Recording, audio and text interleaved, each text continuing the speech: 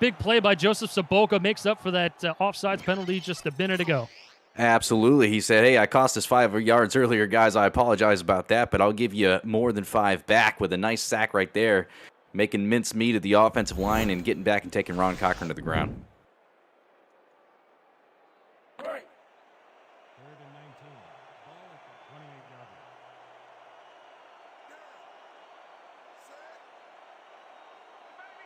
Two backs behind Cochran as he lines up under center, 3 wide, 4 down linemen for the Predators on this 3rd and 19. Cochran in trouble once again. He's going to air it out, tipped up in the air, and picked off. Charleston has the football along the far sideline, and they're going to be set up with great field position at the 34-yard line as Cochran forced one there, Cade. Yeah, forced one to the outside, and unfortunately for him, tip drill, fantastic job by John Stamengo there as he's able to come up with the interception, and a nice play right there for the Charleston Predators as they get the ball back in a very good field position. So 2 turnovers, 1 by each quarterback here in the first quarter. Only points on the board from Kentez Johnson's opening interception. As he's going to throw again, throws in the middle of the field and incomplete. Didn't quite give his receivers enough time to get open there, I think, Cade. Yeah, I have to agree with you on that one. I don't know if he had the time to wait, to be honest. It looked like pressure was headed at him pretty quickly, but Charleston really committing to getting Kentez Johnson going in the passing game. We haven't seen a run yet from them today. See if we get one on this 2nd and 10. It's like a passing formation, trips towards the bottom of the screen. Johnson takes the snap. He will throw. Finds a crossing route over the middle. He's got his man. First down yardage and more to Ken McCarro as he caught a big-time play earlier in the ball game. And that's a first down for the Predators. Yeah, Johnson appears to be getting very familiar and comfortable with McCarro. Like you said, that's his big-time play earlier in the game, and another nice catch for a first down right there. So fresh set of downs from the Florida 23-yard line. Johnson gonna throw, finds his man, into the SFL red zone we go and more. Down inside the 5 to the 4-yard line, Buchanan Simons with his first catch of the afternoon. Buchanan Simons in traffic coming up with a big catch right there, and as he takes a hit and holds on to the football, and like I said, deep in the red zone, and wow, Charleston making the most of this turnover right now. First and goal from the 4-yard line for Charleston. Not a great start for the Predators on offense as Johnson trying to shake off the rust through an interception to start things off, but has rebounded nicely here on this possession. We'll see our first run of the ball game to Swearingen, and he's bottled up in the backfield. Alex Dominguez, big sexy himself, getting in the backfield and making the stop. Yeah, absolutely nothing doing right there, and I can't say I blame him for that being the first attempt, but yeah, not much doing. What a play right there by Dominguez.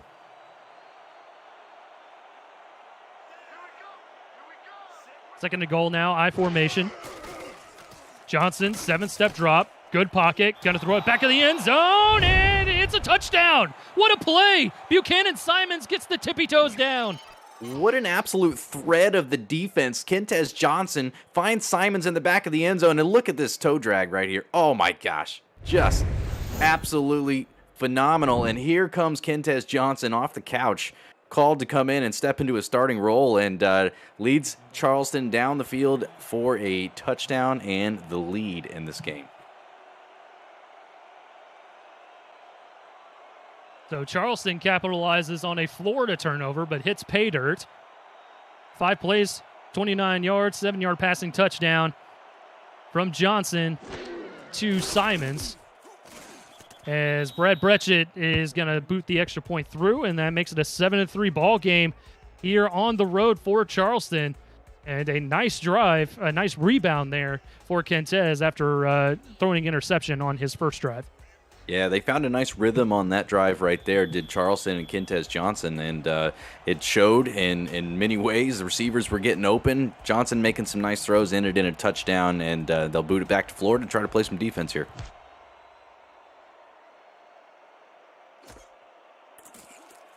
So Florida with its first kick return here. Good spin move there by Justice Blackwell as he's able to make it out to the 24-yard line. If you're new to the SFL, the Simulation Football League combines traditional sports, esports, and a role-playing game into one. Team strategies are being executed in real time by our simulations as real-life players compete on the virtual gridiron. For more information about the SFL, visit our website at simulationfl.net. The SFL, we put the fan in fantasy. Offensive numbers looking much, much better in favor of the Charleston Predators as Florida has sputtered on offense so far. Cochran goes near sideline, and that's a catch for 6 yards, courtesy of E.J. Minson. E.J. Minson getting his feet in bounds just in the nick of time. Nice gain right there. Nice little throw to the outside by Cochran.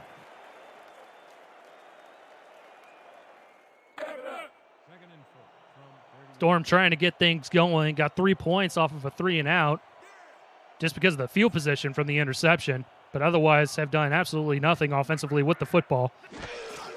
Trying to get back on track here. Cochran going to throw 5 sideline. Dangerous pass, but it's caught for a first down. Stephen Bush able to get the toes in, and that'll move the sticks.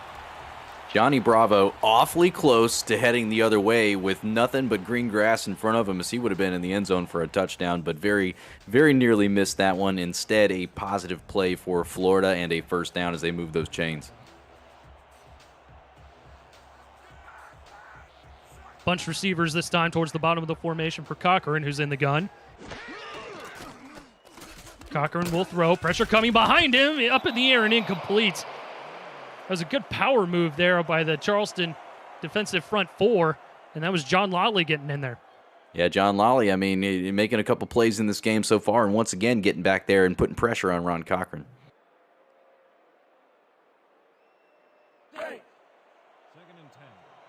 So after the incompletion, 2nd and 10 from the Florida 35-yard line.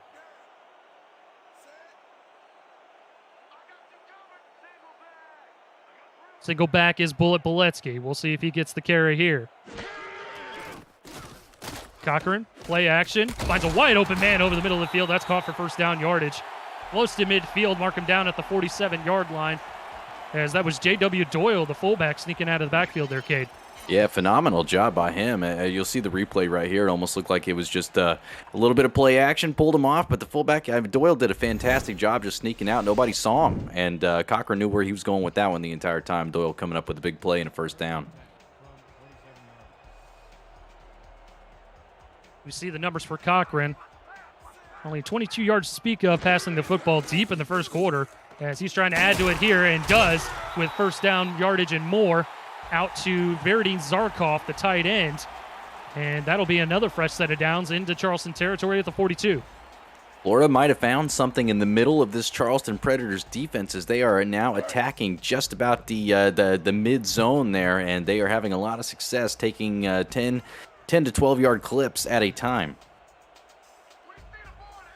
Florida finally starting to find their footing here against this Charleston defense. Cochran in trouble, and he's going to go down. The defense read that one the whole way, wasn't fooled by the play action, and that's a sack right there for Charleston.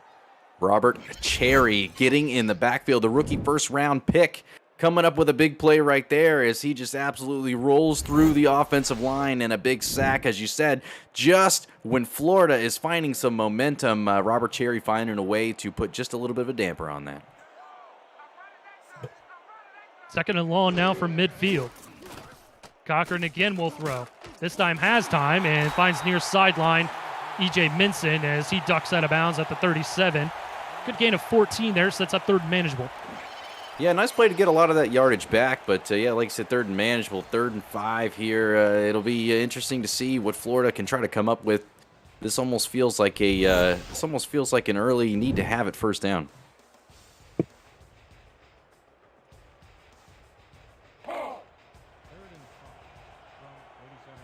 3rd and 5 from the Charleston 37.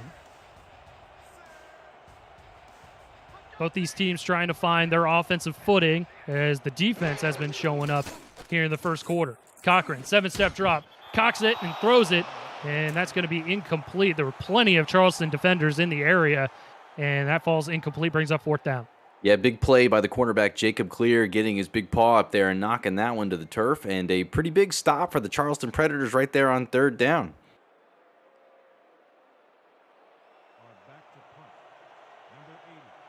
just a skosh outside of Ethan Snead's field goal range, so we're going to see Marcus Agrippa come out. He was an all-star punter just a season ago, trying to pin the Predators back deep. As that'll bounce along the far sideline and trickle very close to the goal line. Mark him down at the 4. So another great punt there by Marcus Agrippa.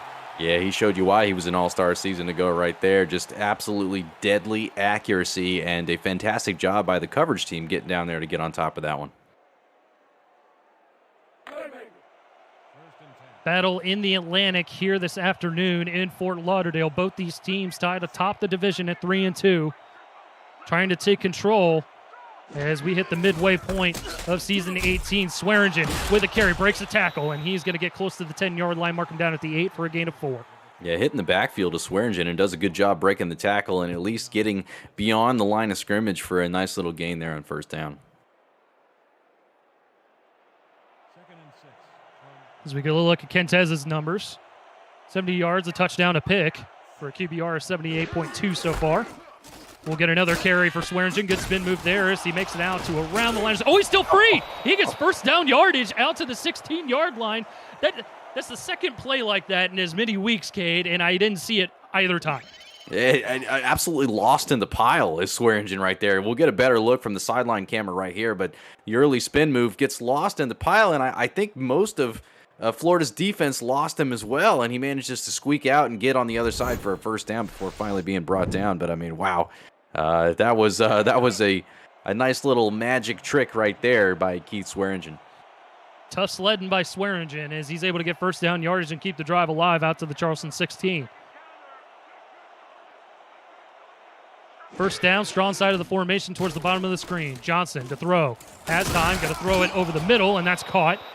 Close to the yard to gain. That's Lyric Da Vinci with a 7-yard catch. Yeah, nice catch over the middle by Da Vinci. Nice throw as well. Kentez Johnson starting to look more and more relaxed as this game has gone on.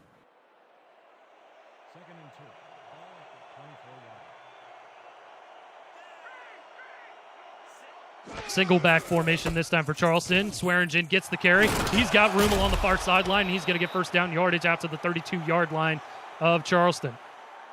Yeah, Florida looked like they expected pass all the way right there, dropping back almost everyone and just left a pretty clear lane right there for Swearingen as he's not even touched until he's well beyond the first down marker. Tight end along that far sideline there. Looked like he could just run for days and block anybody in front of him, but Swearingen only able to get minimal gain, but it's a first down nonetheless as Florida is stacking the box here in this fresh set of downs. First down. Johnson airmails it over the middle. Another interception. Florida going back the other way. Near sideline. He's got room. 20, 15, 10, and he's going to be tackled near the 5 at the 3-yard line. Florida is in business thanks to Adrian Blaine. Oh, just an ill-advised throw right there by Kentez Johnson. Florida players all over the place, and what a way to end a first quarter that actually looked like it was starting to turn around for Kentez Johnson. And watching the replay here, what a way to end the first quarter as the rookie first-round pick out of Madison for the Storm is able to secure the pick and move Florida into striking distance. We'll see what happens on the other side of this break. Charleston up 7-3 at the end of 1. This is Simulation Football League live on Next Level Sports. Don't go anywhere.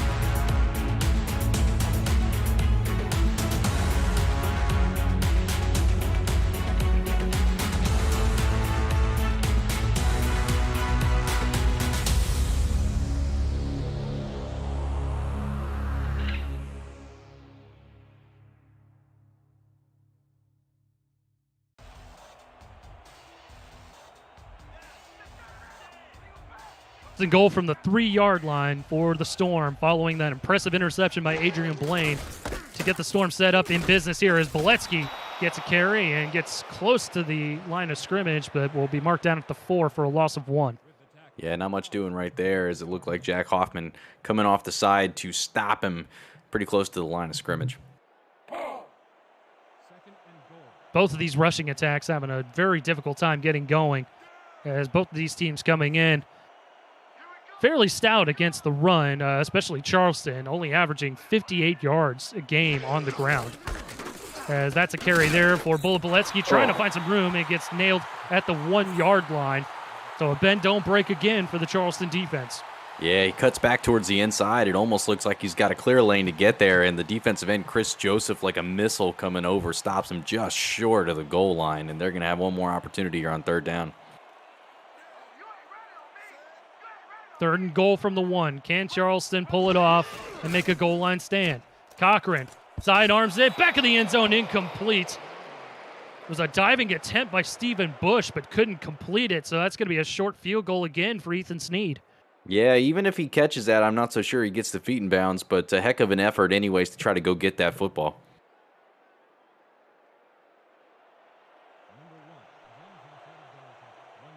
So just a chippy here from about 18 yards for Sneed.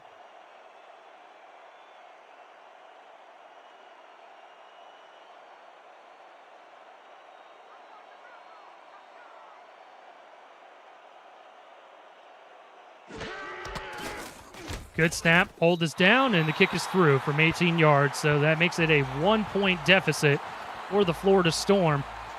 And Cade, they've had 2 turnovers here this afternoon. They've capitalized on both of them, but haven't hit pay dirt yet. Yeah, I mean, kudos more than anything to Charleston's defense. They've done an absolutely fantastic job just absolutely punching them in the mouth when it matters the most and stopping them short. Yes, they've made a couple mistakes. Charleston has, and as Florida has gone down the field in good field position, Charleston coming up when it matters most. Taylor with another return, and he gets dragged down by the ankles right around the 25-yard line. Have you checked out video content produced by our community lately?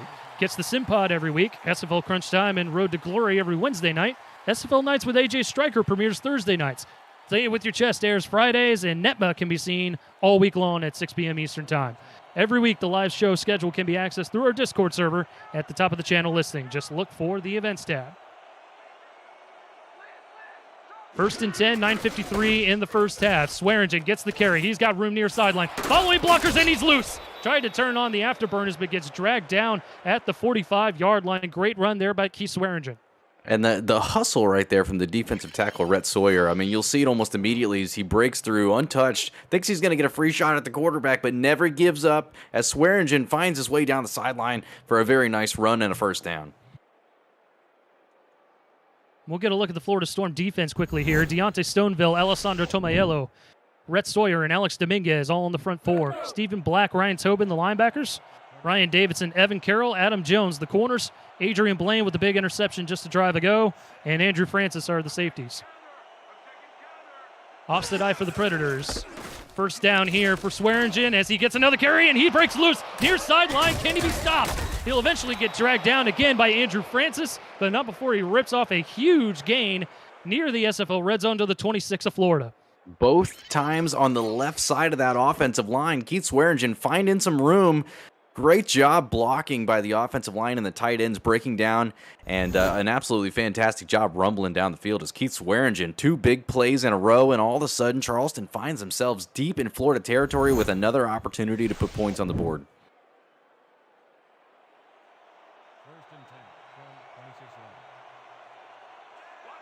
So a fresh set of downs with under 9 to go here in the first half. Offset eye once again.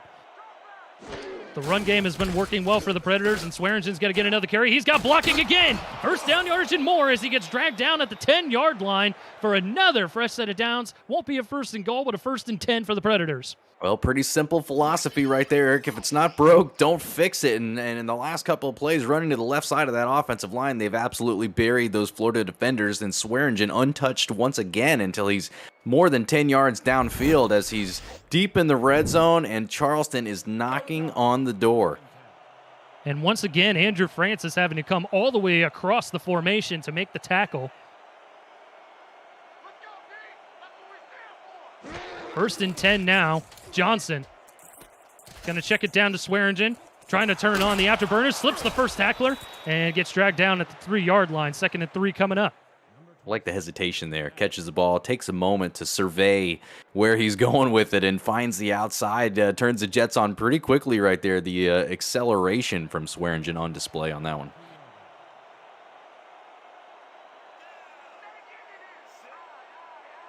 I formation this time for Charleston. 5 down linemen for the Storm on defense. Johnson will throw. Back corner of the end zone, a little bit too far, and that's incomplete. Looking for Buchanan Simons on the play. Oh man, just a little sooner. If he sees that a little sooner and throws it, I think that might be a touchdown. But just a little far and out of the way. Good news is that is nowhere a defender could have got it.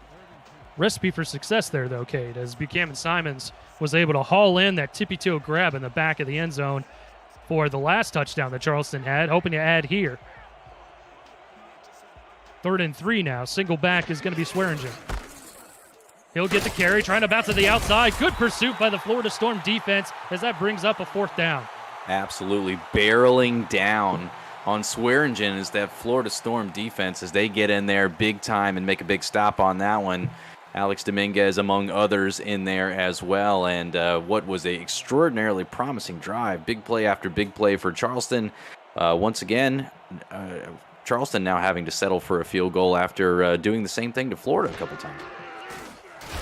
Bretchett with the shorty field goal up and through from 22 yards. So that'll make it 10-6 in favor of the Predators on the road, as they've done a great job on defense, Cade. You've definitely touched on that. And Florida's still trying to find their footing on offense. Yeah, that's been a big part of it, and a surprise is probably not the right thing to say, but it's been, I guess, pleasant to see that Charleston's defense really showed up here on the road so far today. And like you said, Florida's offense, man, really just trying to find their way so far as they have been shut down in the red zone for a couple of different drives here. Both these teams like to run the football, and Charleston has bottled it up to great success, and Florida did the same thing to Swearingen, with the exception of that last drive as Keith finally found his footing a little bit. Yeah, it'll be interesting to see if they can find a way to build off of that, as finally got the running game going, did Charleston on that last drive, and took a lot of the pressure off of the quarterback, Kentez Johnson.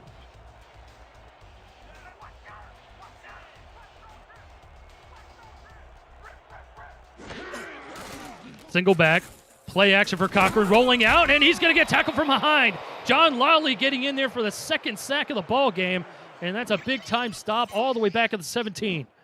Absolutely untouched around the edge. Lawley comes and just absolutely smacks Ron Cochran into the ground. Not sure if he even knew it was coming, and takes a blindside shot trying to get rid of that ball. And I think we call that a lollipop around these parts. Ooh, yes, sir. And I wouldn't want to see 6'8", 298 rumbling towards me either. No, sir. 2nd and long, Cochran finds a man over the middle of the field. Good gain of 11, so that's up 3rd and 7. As that was Justice Blackwell with a catch. That's a few sacks on the day so far for this Charleston defense. They found a way to get back and put Ron Cochran in the dirt. And, they're doing a good job trying to get some of that yardage back and making these 3rd downs a little bit more manageable. But ideally, you don't want to take the sack to begin with. 2 in the first quarter, 1 in the second here for the Storm, as they face a 3rd and 7. Cochran, pressure coming, and he guns it near the 40-yard line. Finds Stephen Bush for a 1st down yardage. Wow, kudos to Bush for holding on to that one. Gets absolutely drilled as he catches that football. I thought for sure that would jar it loose, but great job by Bush holding on.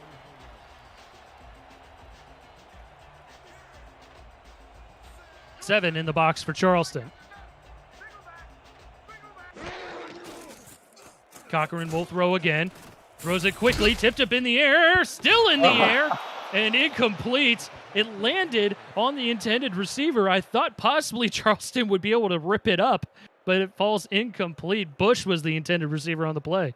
Yeah, if Bush just has a little bit more wherewithal to know that that one is there, he might be able to just put his arm around it and a completion while he lays on the ground, collecting himself. But after about 4 or 5 different taps, that one hits the ground. We've seen weirder stuff happen, that's for sure. That's the truth. 2nd and 10 now for Cochran. Offset eye, gonna throw it over the middle near the 40-yard line of Charleston, and he completes it. Dragged down at the 39-yard line, as that was Varadin Zarkov with the catch. Yeah, squeezes that one in there to Zarkov, and just, I mean, the power of the arm of Ron Cochran right here, as you see, kind of threads it in, and a big catch by Zarkov for a first down. Florida finally getting a drive going here. Only 6 points on the board, courtesy of Ethan Sneed field goals, as they were set up with great starting field position, courtesy of their defense. Getting interceptions deep into Charleston territory, but here's Bullet Boletsky there. Good spin move as he busts out near sideline. Can anyone bring him down? He's going to be stopped at the 12-yard line of Charleston. Big play by Bullet Boletsky. Boletsky breaking to the outside, finally brought down by the corner. Corey Minner and the linebacker Eric Hammer get down there and take him down, and just, wow, I mean, finding some room on the outside is Boletsky, and Florida on the move here now. It is their turn to knock on the door. Under 5 to go as Florida again set up with good starting field or good field position in general. We'll see if the Predators can hold it. From the gun, hand off to Boletsky. He's got plenty of room. Dragged down by the neck area as he's dragged down near the 3-yard line. It's going to set up 2nd and 1. We'll send it over to SFL HQ for a game break. Cam, what do you got for us? Thanks, Eric. I got a little bit different weather in Buffalo, Brett. Yeah, and despite that, DC still manages to get a score. Shabazz Synergy finds his favorite touchdown target, Josh Gill. 3 of his 4 completions on this drive went to this man as he finishes off for 6 here. 7-0 DC, and Florida's got to wait one more play to get their touchdown. Eric, you're very lucky. Back to Eric and Cade in Fort Lauderdale. Thank you, Cam. Just call it full awareness, complete awareness, as I knew that was going to happen. But definitely snowy weather up there in Buffalo. That's the word I was looking for. Toss play to Boletsky. Boletsky trying to make it to the end zone, and he'll get denied at the goal line as Charleston stops him once again before hitting pay dirt.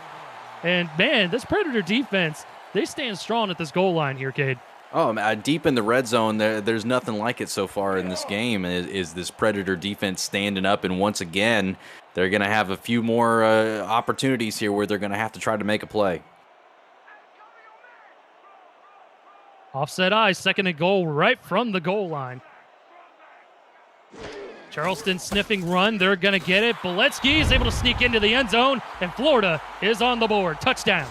The vision of Charlie Boletsky on that particular play was on full display as he finds his way slipping through the offensive line and into the end zone untouched, and Florida is in the end zone for their first touchdown of the game, taking the lead back here. And Boletsky had great blocking up front by his offensive line as he was able to just sneak into the end zone untouched for Florida's first touchdown of the afternoon. Drive summary, 10 plays, 75 yards, 1-yard rushing touchdown by Boletsky caps it off.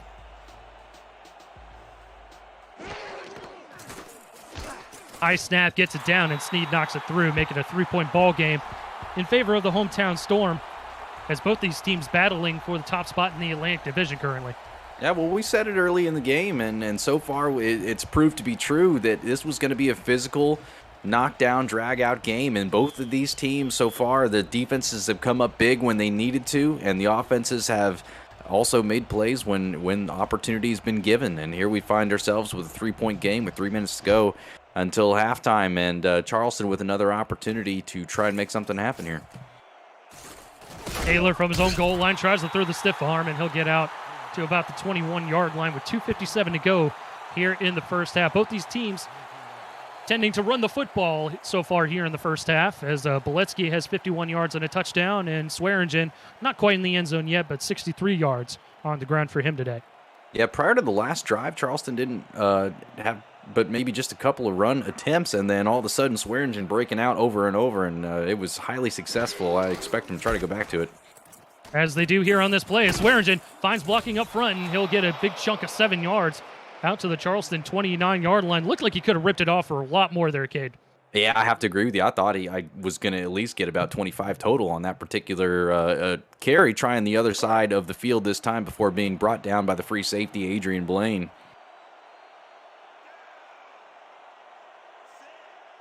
And the rookie Blaine with an impressive interception earlier in the ballgame as Swearingen gets buried in the backfield as the Florida Storm run defense wakes up on that play. And that was big number 55 getting in there for the stop, Alfredo Massanet, one of the extra linebackers. Yeah, nice play by him. And all I could see and think about, was the opportunity on that play for play action. As you see Johnson, if he, comes around, he's got all the field in the world to run himself or toss one deep. Charleston trying to get one more play off before the 2-minute warning, and they do. Kentez gonna throw near sideline, got his man past the defense. That's Macaro as he'll make it out to the Florida 41-yard line as we hit the 2-minute warning with 1:55 to go here in the first half. 13-10 is your score in favor of the Florida Storm, but Charleston is in business following the big play by Macaro. This is the Simulation Football League presented by the APM Music. We're live on Next Level Sports. Stay with us.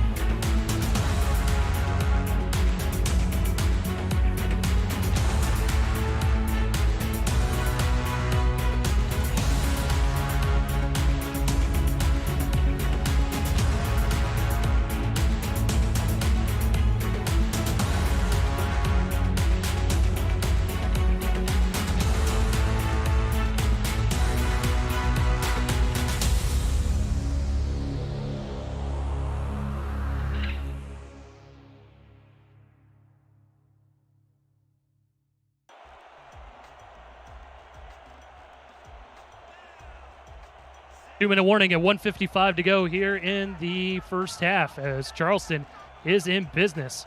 Following that big play by Ken Macaro, Kentez Johnson, the newcomer at quarterback, hands it off to Swearingen, who gets buried in the backfield.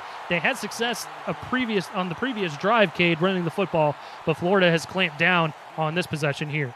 They did, yeah. They were, on the previous drive, for whatever it's worth, attacking heavily on the left side of that offensive line, defensive line area. And this particular drive have tried to go to the right side. Right side does not appear to be working quite as well. Kentez the throw. Gonna throw far sideline. Another interception. Great play by the Florida secondary to go ahead and jump in front of that one, as that was Ryan Davidson with another pick. Wow, what a play by Davidson going up and getting that one. And I'm not so sure. I guess, maybe we'll see on the replay here if it was just a miscommunication between the receiver and Johnson. But no, I don't think so. I think he just kind of threw that one up. And unfortunately for him, it just didn't work out. Maybe a bit of an underthrow. I'm not sure there, as Kentez is still trying to shake the rust off, as we've touched on a little bit during the course of this first half. And who knows, maybe just wasn't on the same page. It's hard to tell on that play, but a great play by Ryan Davidson for his second interception of the ball game. That sets up first down from the 28-yard line. Tip drill and picked off, going the other way. Charleston with an interception off the tip drill, and that was Adam Jones with the interception. Wow, tipped, I believe, on the play by Corey Minner, and then Jones coming up with a big... No, that was Eric Hammer. Sorry, I was looking at the wrong roster. Yeah, no worries, man. Yeah, I mean, picked up and, like you said, picked off by Jack Hoffman on the play. Wow. I mean, back-to-back picks right there. These defenses came to play today, and they are hitting hard, and they are taking the ball away. And another tip drill and an opportunity for this Charleston offense to go ahead and reset. So a second chance here for the Predators as they lose very little field possession. Johnson going to throw near sideline, and he's got Macaro with the catch. That brings up a 2nd and 4. We're going to toss it over to SFL HQ. Cameron Irvine and Brett Killian with a game break. Thank you, Eric. Brett, Kevin Say making history for himself right here. Yeah, he ties his touchdown record from last season in just half the time. He has been just a dynamo for this DC offense as he gets another 7 for this Dragon squad. They don't care if they're in the snow. They're going to get their scores.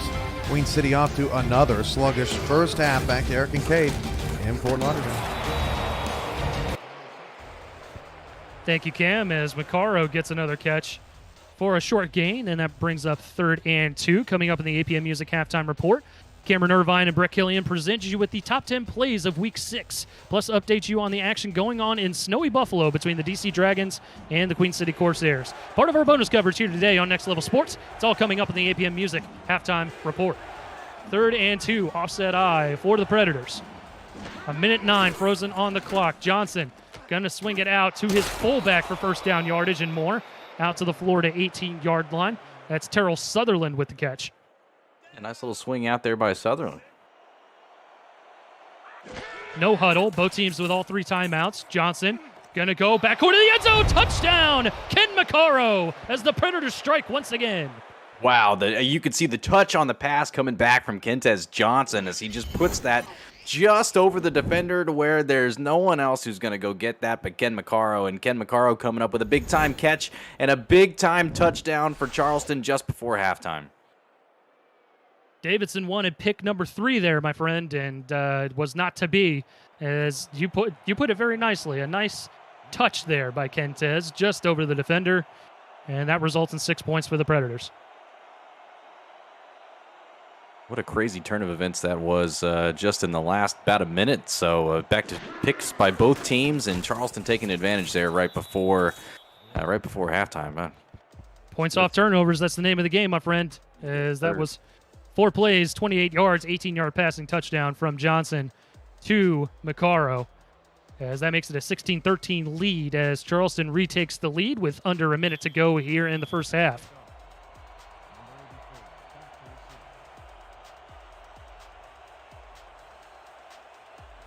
Again, both teams with all 3 timeouts. Plenty of opportunity to matriculate the football down the field for the Storm. Blackwell will bring it out to around the 20-yard line, marking down at the 21. 47 seconds frozen on the clock, and that's where the Storm will take over there. And, Cade, I mean, what's really going to be expecting here from the Florida Storm offense? You going to see if you can sling the rock around or just be comfortable with the way things are right now? Well, you've got an opportunity. 47 seconds and 3 timeouts is plenty of time, but I think they're probably going to lean towards maybe seeing what they can get out of the run game. As that's where they go, as Beletsky gets close to the original line of scrimmage, but was knocked down by the former Florida Storm member, Eric Hammer. Yeah, I can't blame him there. Continues to trick away here, Cade. Yeah. I guess they're content to take this one into halftime and regroup just a little bit as like I said, crazy turn of events in the last 2 minutes. Probably just need a little reset. Hand off again to Beletsky as he hits towards the middle of that formation there and get dragged down right around the line of scrimmage, and that will likely be the final play of the first half. And the clock hits triple zeros here in Fort Lauderdale. The Storm here at home trying to rebound in the second half as they are down by 4 to the visiting Charleston Predators. APM Music Halftime Report is next, here live on Next Level Sports. Stay with us.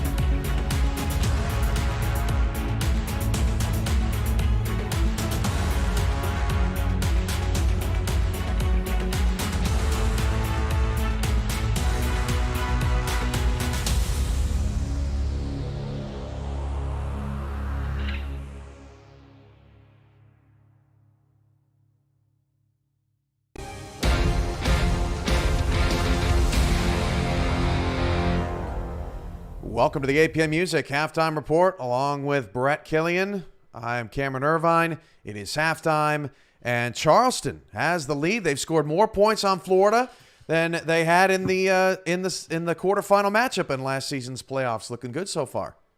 Yeah, and Kentez Johnson is playing like Kentez Johnson. Yeah, he's going to hate me when I'm bringing this up, but 66 interceptions in his last 2 seasons. He's got 3 here today. But he's still doing an effective job for this Charleston team. They're ahead. So as much as I'll bring the downsides, it's still a positive for this Predator squad. You're wrong for that, Brett. You're wrong for that. Kentez is coming after you. We'll see you at the next convention. We'll see how that plays out. Charleston and Vancouver. Book it. Yeah, great first half for Charleston. That defense in the inside the 5 has been pretty stout and is one of the big reasons why Charleston has the lead. We'll get you an update on DC and Queen City coming up. But first, Brett, top 10 plays of Week 6. I don't know if you've seen these yet. They came out early this morning, but what a juicy week, and can't wait to show them to you. Top 10 plays Week 6 right now. On the ground as we approach the 2-minute warning. Last play before we hit the mark. Pass over the middle. Caught! Touchdown! Will Todd! And Arizona, we take the lead at the 2-minute mark. Green takes the snap again. Throws into the middle again. Tipped and picked off. There he goes. Going back the other way. Oh, man, he's going to be gone. Later, he can 40, celebrate for 20 yards. Absolutely. Wow. Whoa. A touchdown, a pick 6 for the Revolution, and that's one way to seal it. Dante Grimm with his first pick of the season. 3rd and 5. Caswell fires back. Touchdown, Christopher Ochoa. Wrong defense. I say. And there it is. Is there out. we go. What a throw, man. Oh, my Look goodness. at, no one man. Look at that. That's a hell of a catch right there. Yeah, good veteran play. Went through his reads and made the right call. Valensky, great spin move. Room to go. He's going to take this one all the way. 41 yards to the house. Charlie Valensky. Houston, we seen start doing it a season ago, and now Florida's out here using it as well. Bullet Bolesky catches the ball, makes one man miss, and made the rest of the defense pay. 20 of 26 tonight, and will look to throw for the 27th. Sidearm pass, tipped up and intercepted. Coming back the other way is Cameron Shaw. Shaw down the right sideline. No way, he's got the wheels for this. He's got the edge. He's got the distance. Cameron Shaw, touchdown, Tulsa. Just runs it down for his second pick six of his career. I thought he was done right here, but he just had the legs. As you see the sideline there cheering him on. And here we go. Cliff Allen gets us underway here in Phoenix, Arizona. Riley Quintero on the return from the Arizona goal line. Kicks out to their side. Riley Quintero. Look out. Away to Rum. Riley Quintero. Down the sideline. Breaks out of a tackle. And he is gone. An opening play touchdown for Riley Quintero. I love it, Eddie Gage. Here's Gar Patterson out route, corner post. Oh, he's intercepted by Corey Minner. Just gave up a big play just a moment ago in which everyone in the building thought it was a touchdown. They didn't think he could be ran down. Corey Minner got involved and helped his team out and got the ball right back to his defense. Someone clipped that, as that's an SFL top 10 play right there. 1 quarter remaining in this one. As Pepper back to throw, finds Redford left side, room to run, hesitates, got a blocker, got the block, left side, can he go? Breaks the tackle, one man to beat, and he's in! Reception from Robert Redford. With the exception of a couple of plays made by Kendra Hall and Brett Killian, Robert Redford looking to seal this deal and win the game's player of the game. Look at the blocking. The blocking in this game has been A+. It has for both teams. SFL Central. Here's Reno, throws one-handed interception from Marco Swift. No, that's Josh Rowe, and Josh Rowe returns it for a pick six. Oh my goodness, we have a top 10 play already, Rick. Maybe a play of the year. Watch this. Josh Rowe goes up with one hand, and he took it out of the air and outran everyone. Oh my goodness. I've never seen that. Decent starting field position from their own 39. Johnson with the carry. Avoids the diving defender. Buries another in the dirt. And he's still on his feet. You gotta be kidding me, Robert Johnson. No one's gonna catch him. 5. Touchdown. That's gonna be the SFL top 10. Defender's still with him, but he still shrugs him off. Look at that. Off of John Martin and keeps going the second time off of the safety and just had a plenty of space on that left side. That is just a one-man wrecking crew and a one-man show in the bright lights of LA here as Robert Johnson gets to the end zone. LA cooking from all cylinders now. Brett, those top four or top 5, when we do top 10 plays of the regular season, they're gonna kick some number ones out of there. It was an incredible week for plays. And that top 4 alone, you could probably have them for the top 10 of the season at the end of it all, because especially that Josh Rowe interception. Oh, I've looked at that probably 4 or 5 times since the video came out this morning, and I'm still in awe of how it happened and how he still got that pick six. Just amazing. Incredible play. That's his second pick six of the season. He didn't have any in his career leading up into this season. Okay, DC, Queen City we're watching. 7 minutes to go in the first half. And DC got out to a quick 14-0 lead. Here's Queen City again. They dig themselves a hole. They're trying to battle back. They're down 14-3. Your thoughts on what we've seen out of those two teams so far today? Yeah, it's been a very smooth outing so far for DC. I mean, Shabazz Energy has been locked up on all cylinders. Right now, he's 11 of 14 with that touchdown to Josh Gill, and Kevin Say's getting involved in a little bit as well. But like you said, Queen City digs that hole, and they manage to find themselves coming back somehow. So second half is going to be a complete mystery to us when it comes to that game, especially in the snowy home turf of Queen City. If time allows, we'll send you there after Florida and Charleston. Eric Vincent, Cade Stevens back on the call when we return from break. It's a tight one between two Atlantic Division rivals. Second half is next. After this has been the APM Music Halftime Report on Next Level Sports.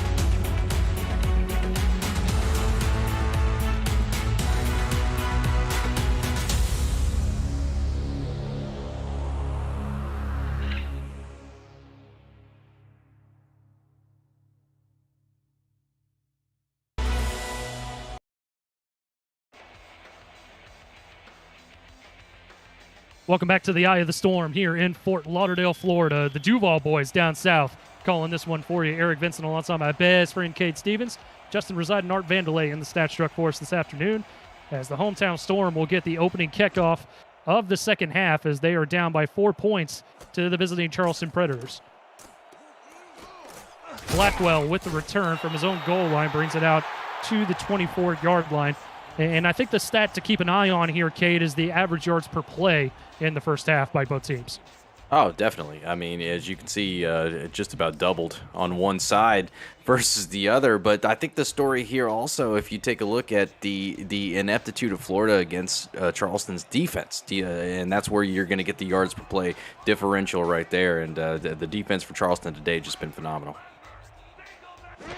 We'll see if they can keep it up here against this Storm offensive onslaught as Boletsky gets a swing pass coming out of the backfield. Good open field tackle made by the Predators defense, and that will limit the damage to actually losing a yard.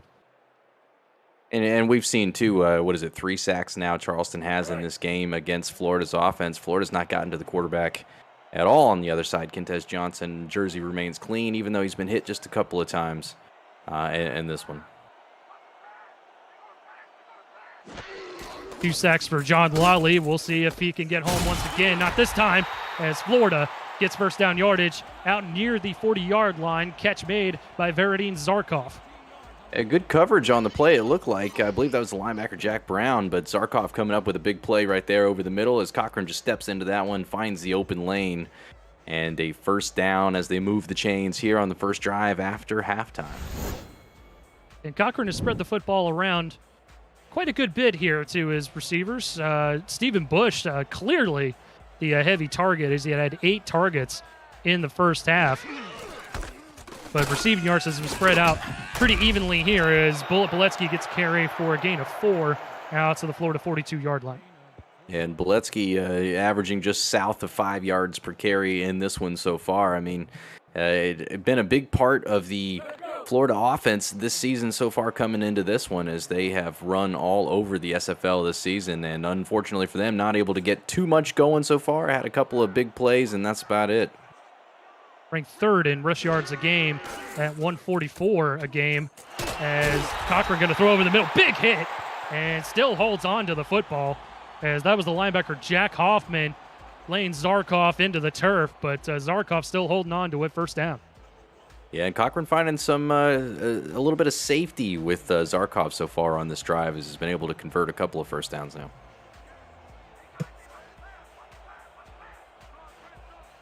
Cochran under center, single back is Boletsky. Cochran, 7-step drop over the middle, finds a man. That's going to be close to first down yardage to the 41-yard line. Yeah, good coverage on the play, but once again, kind of going over the middle. Safety blanket E.J. Minson coming up with a good one right there. He's trying to get rid of the football quickly here, Cade, to avoid getting any more dirty than he already is. As we mentioned, John Lawley with a couple sacks, and another Charleston Predator with another sack as well in the first half. So, trying to keep him up right there.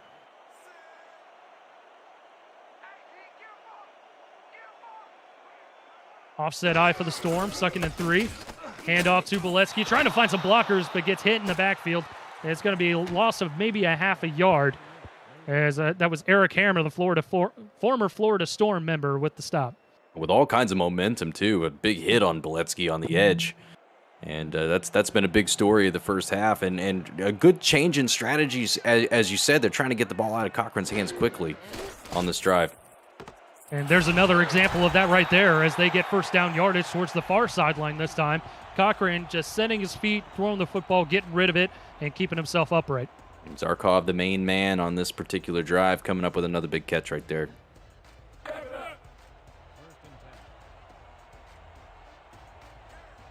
Storm moving the football nicely here, 8th play of the drive, as they set up shop from the 34-yard line with the first set of downs in Charleston territory. Boletsky got to get buried in the backfield once again as the run defense was ready for that one. Robert Cherry, who had the other sack, other than John Lawley, getting in there for a TFL. Yeah, absolutely bursting through on that one and nowhere to go for Boletsky as brought down for a loss of 3 on the play. Second and long now, 3 wide for the Storm. Cochran plants his feet, throws, threads the needle for first down yardage near the SFL red zone to the 22-yard line. That throw had some sauce on it right there, as he absolutely just put the mustard in and got that one to E.J. Minson over the middle just before the defender, Josh Reese, is able to get there. So again, another first down for the Storm. Great opening possession here for Florida to start things off here in the second half, as they've taken up quite a bit of time as well. And Poletsky gets the carry, and again, Charleston standing tall near the line of scrimmage, stopping them for a loss of maybe a half a yard.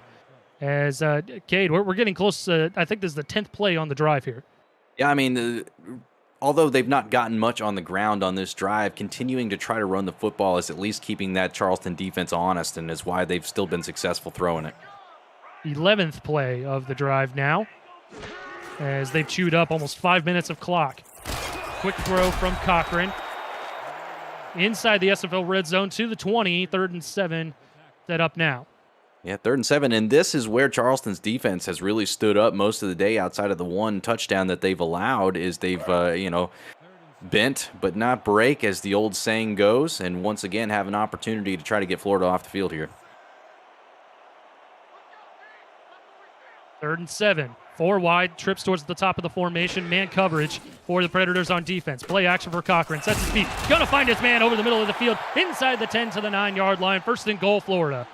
And absolutely sneaking out is the fullback, J.W. Doyle. We saw him do that once in the first half, and nobody accounted for him, didn't know where he was, and there he is again, sneaking out for a big catch, holds on to that one after getting popped as well. We've seen a couple plays like that for the fullback Doyle. He's almost like a third tight end in this starting lineup here for Florida, as that sets things up nicely for a 1st and goal. Cochran gonna swing it out to Boletsky, wide open. He's gonna waltz into the end zone. Touchdown, Florida. And no one was there as Bullet Boletsky finds his way for a touchdown through the air this time, not on the ground, as he's got one of each. And what a drive right there for the Florida Storm, chewing up all kinds of clock, finishing it off by punching it into the end zone.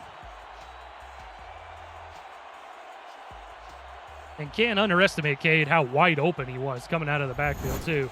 And you touched on it, too. He's got one on the ground. He's got one through the air. And he's a true weapon coming out of the backfield as a running back for the Storm offense.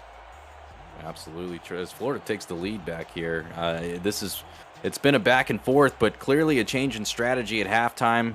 A little bit of coach speak, more or less, has got them rolling on the first drive of the second half. Snap gets down, and Sneed boots it through to make it a 3-point ball game. Back and forth we go here in Fort Lauderdale, as the Storm now retake the lead. 13 plays, 80 yards, 9-yard passing touchdown from Cochran to Boletsky coming out of the backfield there.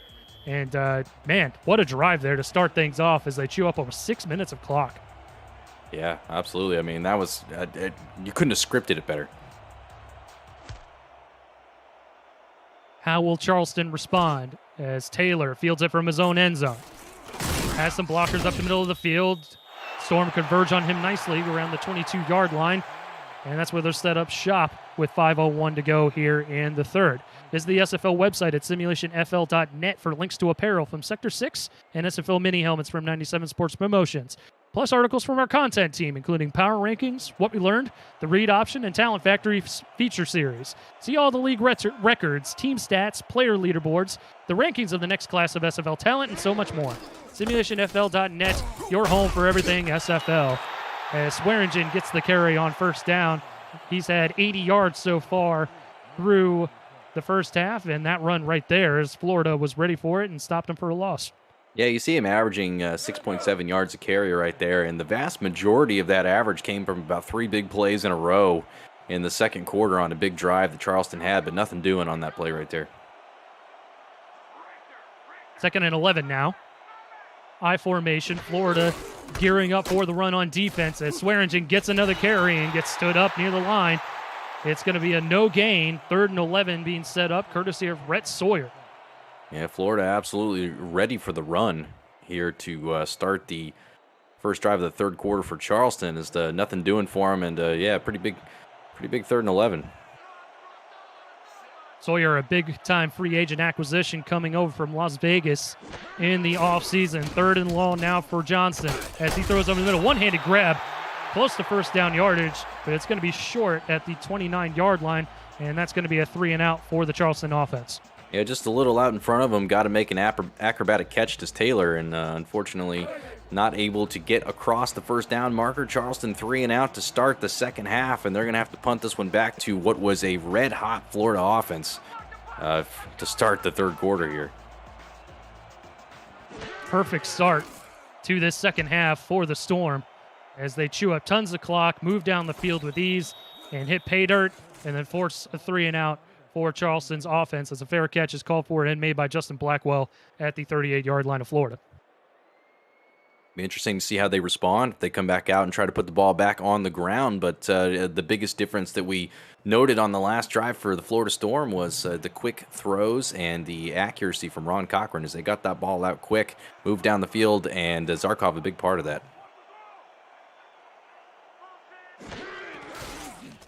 Cochran from the gun, going to sling it out to Beletsky. Good couple of spin moves and a shoulder thrown by Sam Blotner, the free safety, to knock him down to the turf for a gain of 3. Yeah, Blotner giving him the old iron shoulder there. Iron shoulder, forearm shiver, whatever you want to call it. 2nd and 7 now. Clock ticking inside of 3 minutes to go here in the third. Play action. Cochran's in trouble once again, and again goes down as John Lawley gets another sack. Every time they've run this play, Cade, it's been trouble. Actually, that's Robert Cherry getting in there for his second sack. Yeah, Robert Cherry getting his second sack, and you're absolutely right. It's just not worked out for him so far. Is anytime Cochran's got to hold the ball longer than 2 seconds, they're just Charleston's eating him up front. Cherry getting his second sack. Lawley's already got 2, and they're just making mincemeat of the pass protection. Sets up a 3rd and long. Cochran, blitz coming. Got to throw it over the middle for first down yardage. Tackled near midfield. That's exactly where they're going to spot him as Stephen Bush makes another clutch catch.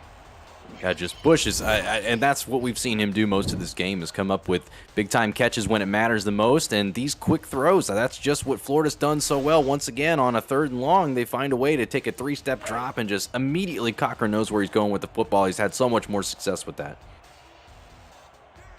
2 blitzing linebackers on that play, too. Didn't face Cochran in the least as he fires it quickly, finds his man, and extends the drive once again. 1st and 10 from midfield. Beletsky with the carry, slips the first defender, and gets gang tackled near the 45 at the 46-yard line. Yeah, Beletsky breaking out of the early tackle, but not much doing after that. Picks up 4.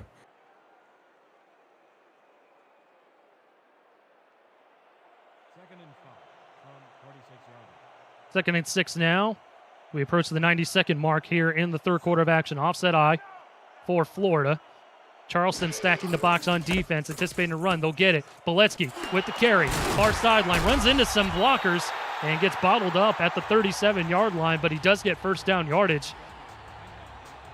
Yeah, nice play right there by Beletsky. Cherry came through untouched once again, and if this is a play action, then Cochran is probably chewing on some more dirt, but able to get that one, a clean handoff to Beletsky, who makes a couple of nice moves, and the first down. They're moving the chains. So again, Florida moving nicely here. Their first drive chewed up almost 6 minutes of clock here in the third quarter, and another very similar drive here as they have another fresh set of downs. Beletsky with the swing pass coming out of the backfield, and good moves there to make it out to the 27 for a gain of 10, and that'll move the sticks again. Yeah, finds a little lane and slips to the outside, and he gets past the first down marker, and they're doing exactly what they did to start this quarter, methodically moving down the field one piece at a time as this Florida offense. Single back is Beletsky. He gets the carry. Good blocking up front, and he'll get hit near the 24-yard line after a gain of 3. The SFL continues spotlighting games in their own time slot Monday, February 28th, with London versus Houston. Next week's special feature, you'll see SFL action from a whole new perspective as we give you an all-new and unique camera angle and see how all the action unfolds. Visit simulationfl.net for complete Monday night special schedule and details. final play of the third quarter if they're able to get it off, and they do. Cochran sidearms it over the middle and gets swatted to the turf. Incomplete as the clock hits triple zeros here for the third quarter of action in Fort Lauderdale. The Storm up by 3 at home and driving once again. Get your 4s up, get your 86s up, wherever you are watching, and stay with us. You're watching the Simulation Football League presented by APM Music live on Next Level Sports. Don't go anywhere.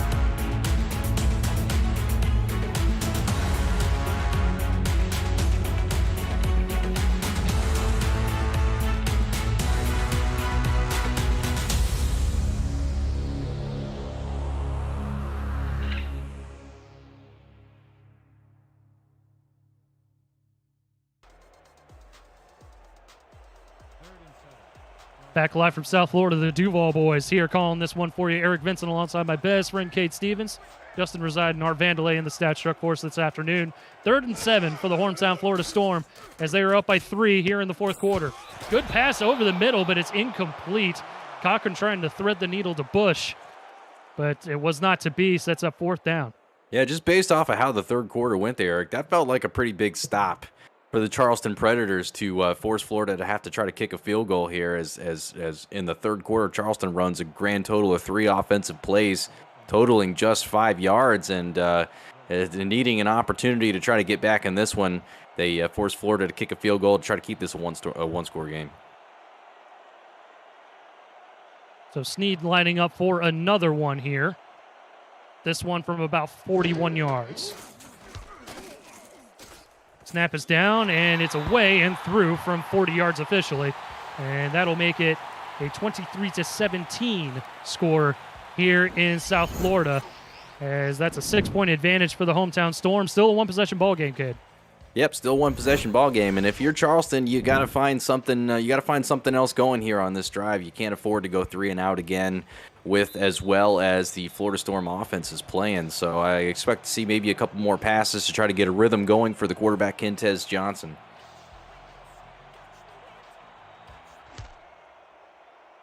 Snead with the kickoff, and Taylor from about his own goal line.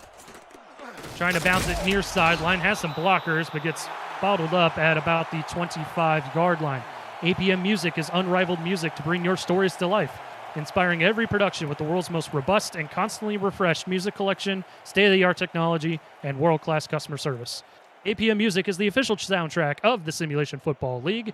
To explore their library and find the perfect tracks for your projects, visit apmmusic.com. Charleston setting up shop from their own 25. Kentez hit as he's thrown, throws another pick. Wrestled down near the far side of the field is Davidson as he gets pick number 3 here this afternoon What an afternoon for him. The hat trick for Davidson on the afternoon. Wow. What a fantastic job by him going up and making another play. And if you're Kentez Johnson, that's just a disaster. Unfortunately, not what you want to do to turn that one over. Pressure in his face, throws the ball up for grabs, and Davidson coming up with the major pick right there for the Florida Storm as they take back over on the Charleston side of the field. And now the Charleston defense forced to come out here on short rest and try and defend this Florida Storm offense that has found their footing and has driven the ball down their throats here in the second half. Cochran, pump fakes, gonna throw it over the middle and incomplete. He's looking for a receiver over the middle of the field there, but might have just been an overthrow. Yeah, threw it into traffic, but yeah, like you said, might have just been an overthrow. Threw it into a little bit of traffic. Lucky that one comes down to the turf with as many white jerseys that were in the area.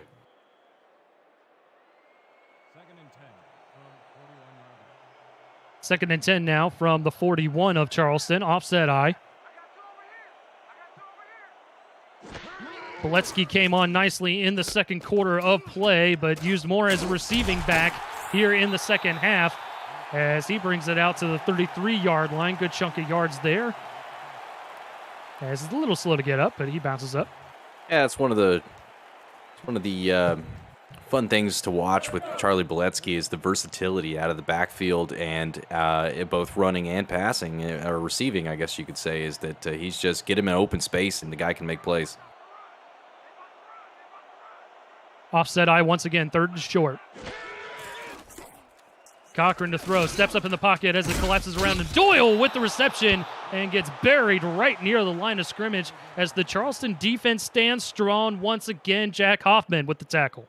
Yeah, and it looked like Cherry very nearly got his third sack of the game right there. Forces Cochran to kind of dump it off, and Doyle absolutely nowhere to go. So that forces a long field goal attempt this time by Ethan Sneed. This one from right around 50 yards. Awkward snap, gets it down, it's up, and it is through from 50 yards. He probably could have booted it from 55, Cade. Yeah, I mean, had the distance on that one. That thing, I'm surprised that wasn't out of the park, to be honest with you. But, yeah, what a kick. What an absolute kick. And that extends the lead for the Florida Storm here as Charleston now staring at a two-score deficit. And with the amount of time on the clock, there is still plenty of time in this ballgame. 9:26 to go here in regulation.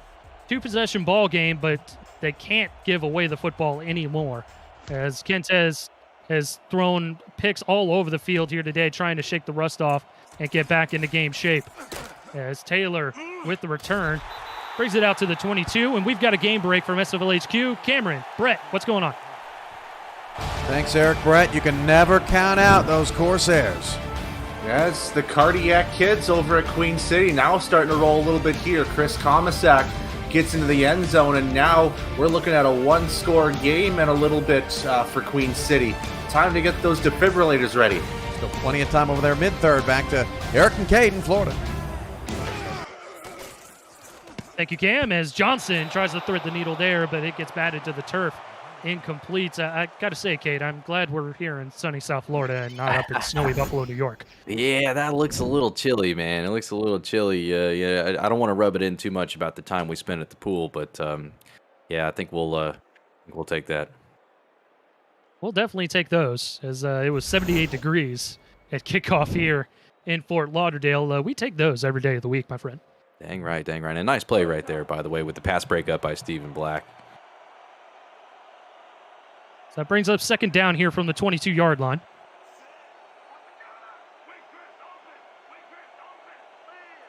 Single back is going to be Swearingen. Johnson to throw. Uncorks it. Far sideline and incomplete.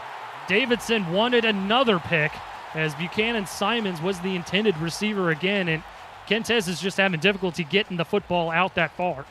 Yeah, trying to continue to go towards the side with Ryan Davidson, even despite the hat trick of picks that he's had so far today, and very nearly added another one. 2 touchdowns, 4 picks for Kentez in his season 18 debut.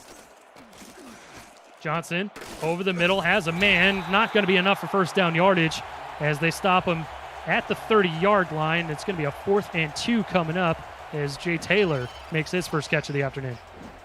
Well, they're still going to have an opportunity. There's a lot of time left on the clock. They've not had to burn any timeout so far here in the second half, but they're going to have to rely very heavily on their defense, which was highly successful in the first half, but has struggled so far in the second half against the Florida Storm offense. Actually, Taylor's second catch of the afternoon on that 3rd down play. Brings up a punting situation for Cody Murphy. Fair catch is going to be called for and made right around the 35-yard line. Mark him down at the Florida 37. And, Cade, the defense, you touched on it for Charleston, forced to get back out there and do battle against this Florida offense after the turnover here to start the 4th. Yeah, I mean, got to imagine they're starting to wear down a little bit here, but they need it more than ever, a big stop here. We'll see how they respond with 8:38 on the clock here in regulation.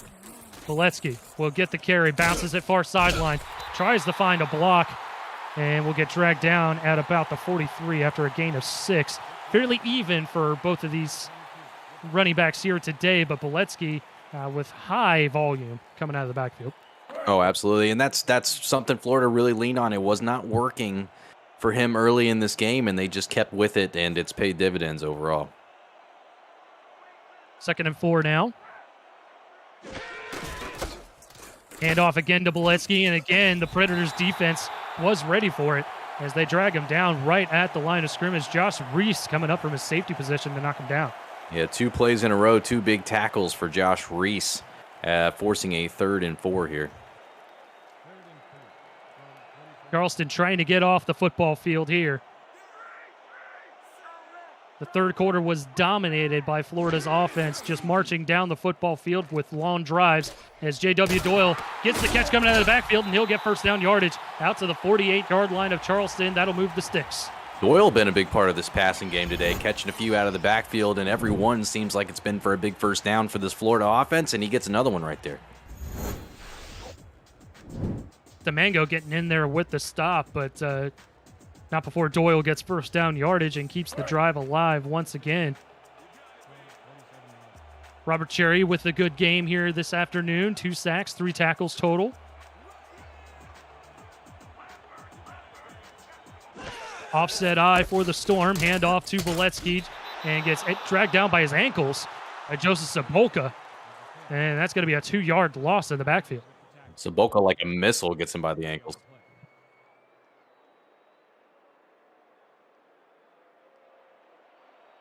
Creeping towards 7 minutes to go here in the 4th quarter. Charleston down by 9, trying to get the football back to their offense. Boletsky with another carry, sidesteps the defender and gets wrestled down near the line of scrimmage, as that was Eric Hammer, the linebacker, getting in there and making the stop. And they're doing the best they can to try to force Florida into having to punt this one back. I mean, two different opportunities at a 3rd down, and they just got to watch for the quick pass. That has been the Achilles heel of this Charleston Predators defense in this game, and Cochran has just been deadly accurate when he's getting the ball out quick. 3rd and 12. I don't think they're going to go to the swing pass this time around. Trips towards the bottom of the formation. Cochran will throw, and he's going to get sacked. Another sack by the Charleston defense, and that is sack number 3 for Robert Cherry. Robert Cherry coming up with another big one. The rookie first-round pick out of Madison, just showing up big today for this Charleston defense, and they needed that one more than ever when it came. And more importantly, that knocks them securely out of field goal range. Back to the Florida 43-yard line, so they'll have to punt the football away. Keeps it a 2-possession ball game with under 6 to go as Taylor gets wrestled down right around the Charleston 20-yard line. And coverage of the Simulation Football League on Next Level Sports continues next Saturday, March the 5th. Queen City heads to Arizona in a rematch of the 2021 convention heartbreak for the Scorpions, followed by 2 teams that don't often cross paths but have plenty to prove, Lone Star and Los Angeles. Bonus coverage will include Rising Sioux Falls and D.C., plus Fort Worth and Vancouver. Visit NLSE.com to find Next Level Sports in your area. First and 10, 5:52 on the clock here in regulation. Handoff to Swearingen, and he gets bottled up at the line of scrimmage. The Storm defense was ready for him there, as he's averaged close to 6 yards a clip here this afternoon, Cade.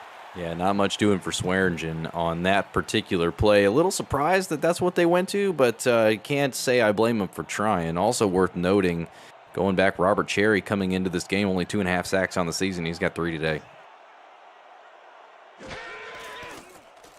Second and 10 now. Johnson in trouble, throws it on the run and incomplete. Maybe an ill-advised throw, as that was good coverage out there by Andrew Francis to bat the football away. Yeah, Johnson's going to, when he goes back and looks at the film this week, he's not going to be too happy with himself on that one. He had the wide receiver, Ken McCarro, off to the right, wide open, who's probably going at least another 20 yards downfield.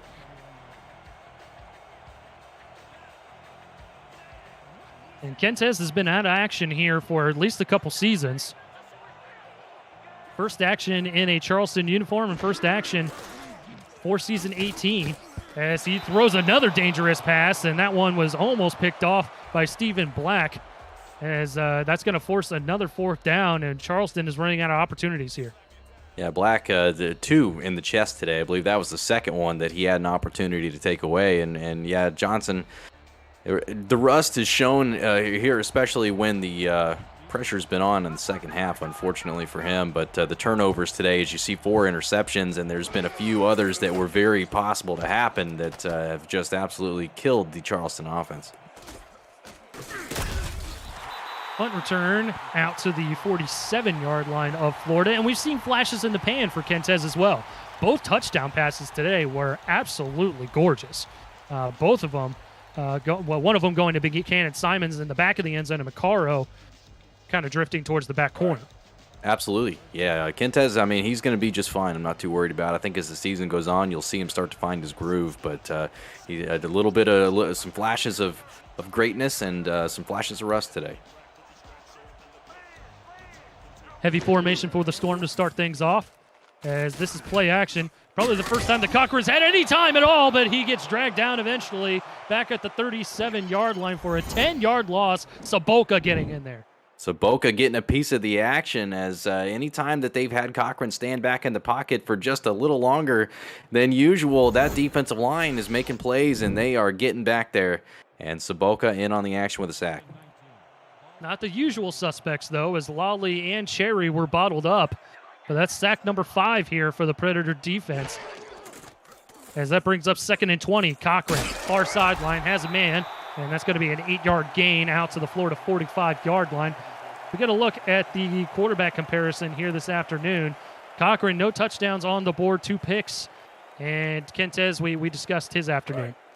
Yeah, the picks for Cochran seem almost like a lifetime ago. They came early in the game and all in the first half, and they've just been so efficient since. 3rd and 12. Charleston trying to get another opportunity to their offense. 3 wide. Cochran under center. Single back is Boletsky. Handoff goes to Boletsky, and he gets buried in the backfield as Charleston will force another punt, and they'll get the football back with under 4 to go. And Florida just doing everything they can to bleed every second off of this clock before giving it back to Charleston. But this is going to be the drive here for the Charleston Predators. I believe 4-down territory, definitely in play, and they got to find a way to get some sort of points on the board.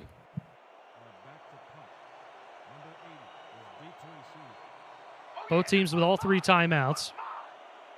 2-possession ball game,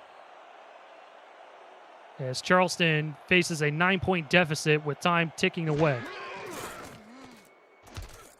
Marcus Agrippa with another punt here for the Storm. And a boomer this one is all the way back to about the 15. And Charleston will set up shop at the 16-yard line. So a long way to go to hit pay dirt with 3:16 to go here in regulation. Yeah, I have faith they can do it. They've got all 3 timeouts. The factor here is going to be how quickly they can do it and give themselves another opportunity. Battle for the top of the Atlantic here this afternoon. Both teams tied with Jacksonville atop the division, with Carolina lurking just a game back.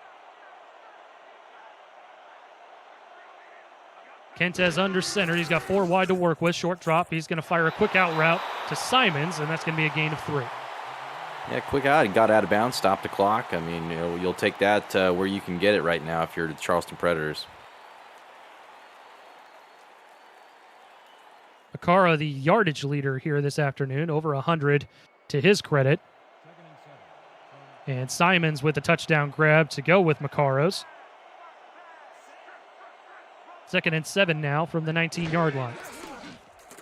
Johnson, 5-step drop, fires it quickly, finds his man past the defense. It's Buchanan Simons as he adds to his yardage total, going no huddle here. Simons all the way behind the defense, and that was a beautiful pass by Kentez Johnson. Johnson play action this time. Uncorks one again, this time into coverage, and it's incomplete. The Storm secondary were ready for that one, and that freezes the clock at 2:54. Yeah, it felt like that one maybe slightly underthrown. If that's thrown up just a little bit more, I think he makes that connection.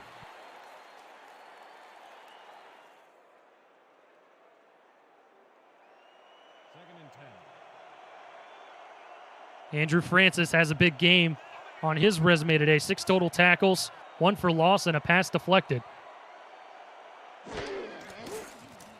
Johnson from the gun. Fires it quickly over the middle and incomplete. He was looking for one of the extra receivers in the formation, JT Ratzman, but that falls off his hands. It's going to bring up 3rd down. Yeah, Ratzman not able to come up with that one, and got to find a way to move this one forward just a little bit more, possibly give yourself at least a 4th and manageable. But Johnson's, I mean, we've seen it. He's got a big arm. Don't be surprised to see him take a shot here. 4 wide again. Johnson under center, no back behind him. Short drop, throws it over the middle, and that's going to be 1st down yardage as they hit the slant route. Into Florida territory they go. Da Vinci with the catch as Johnson throws it again his way, and again Da Vinci converts a 1st down to the 33-yard line. If it ain't broke, don't fix it. It ran the same play, and it worked both times. Love it. 3rd time's the charm. This time to a different receiver. Again, a slant route. Jay Taylor with the reception, and again, another 1st down. Florida with no answer to the slants as Johnson hit as he's thrown this time, and it falls to the turf, incomplete. Big Sexy had about enough of that. Yeah, I guess so. If he manages to complete that for another 1st down, I was going to say, I mean, if you're Florida, I almost feel like you call a timeout just to put an end to the madness and try to make an adjustment. But Alex Dominguez getting in there, making a very nice play and breaking up that momentum a little bit.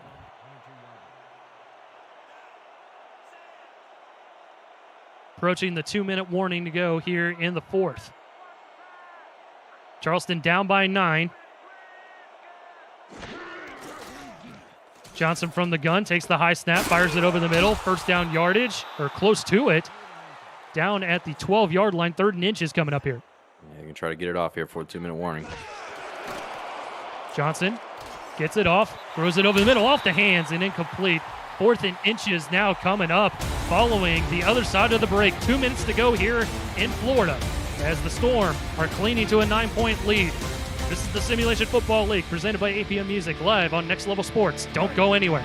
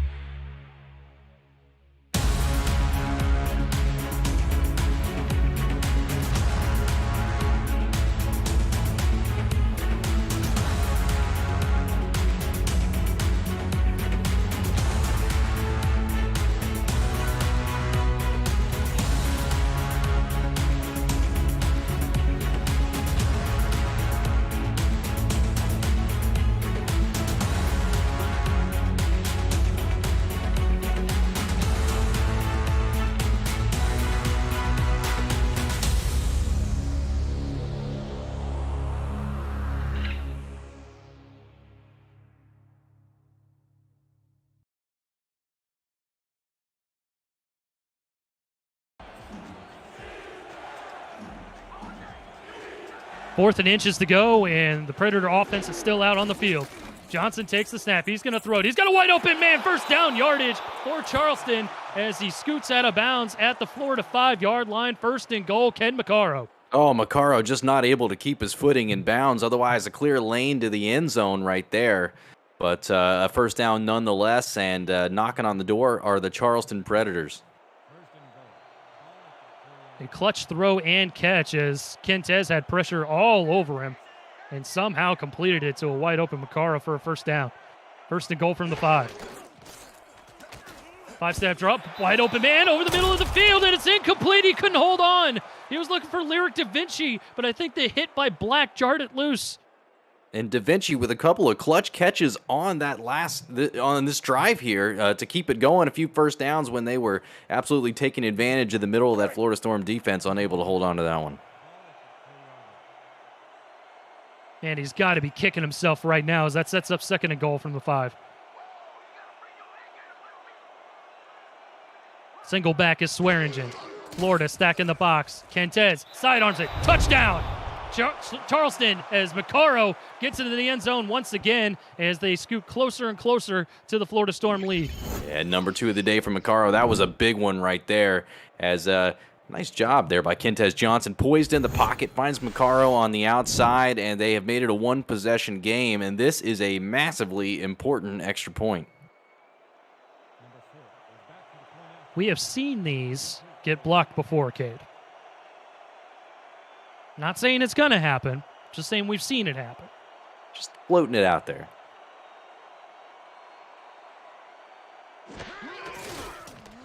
But this one's going to go up and through. Good snap, good hold. And that makes it a 2-point ball game as Charleston will set up inevitably for the onside kick here with 1:49 to go here in regulation. All 3 timeouts for both teams. And we'll see what comes of the onside kick. Well, they're going to lean on this defense that, as we mentioned a couple of times, had a very successful first half, but a bit of a rough 3rd quarter. And if they can come up with a big one here and Charleston can get the football back, all they're going to need is... Big pop, it's up in the air, and it's still loose. And I think they got it. Charleston recovered the onside kick. You got to be kidding me. Wow. Wow. Absolutely nerves of steel as they come up with that one. The kicking, the recover team, the hands team, whatever you want to call them, just coming up with a big one. I'm in disbelief almost. I'm in absolute disbelief as the quarterback Bob Saget able to get on top of that one. Wow, and all they need is a field goal to take the lead. That was a great pop on the onside kick by Brechet, and the Florida hands team just could not handle it, giving an opportunity to the Predators as Simons goes out of bounds, freezes the clock at 1:43. We're going to send it over to SFL HQ for a game break. Cameron, what do we got?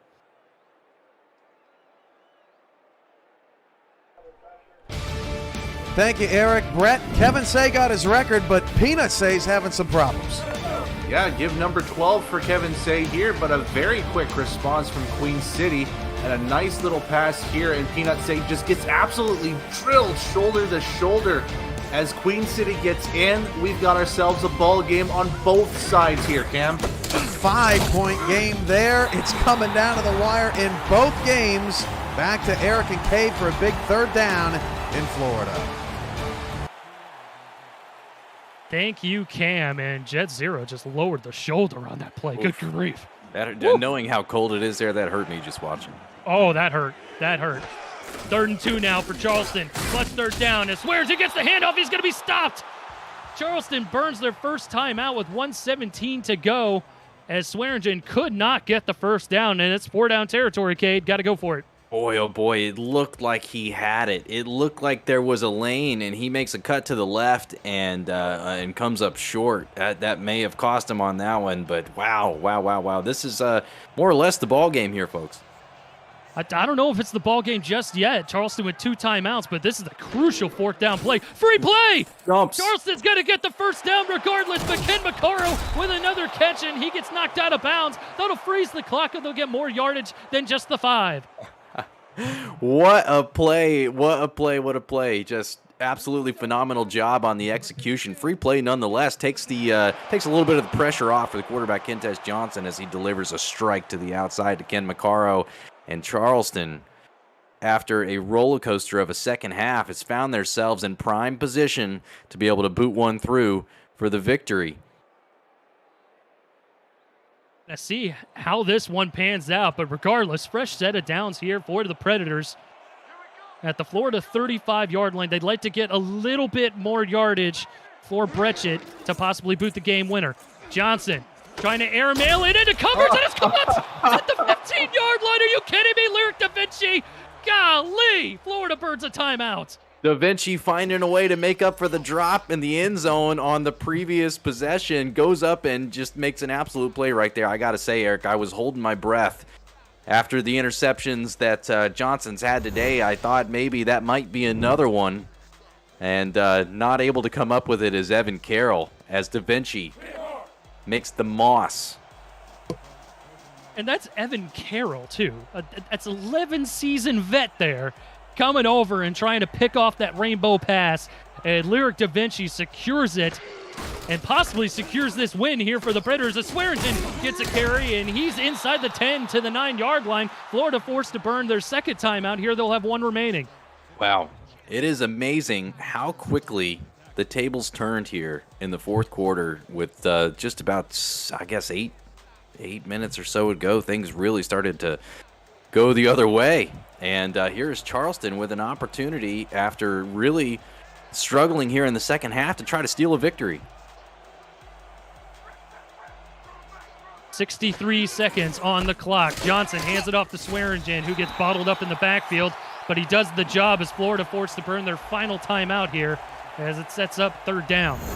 Yeah, I mean, I imagine the safe bet here is just another Swearingen run, find the hash mark that Brechet is comfortable with, let the clock burn down just a bit, and go ahead and try to take your field goal for the lead.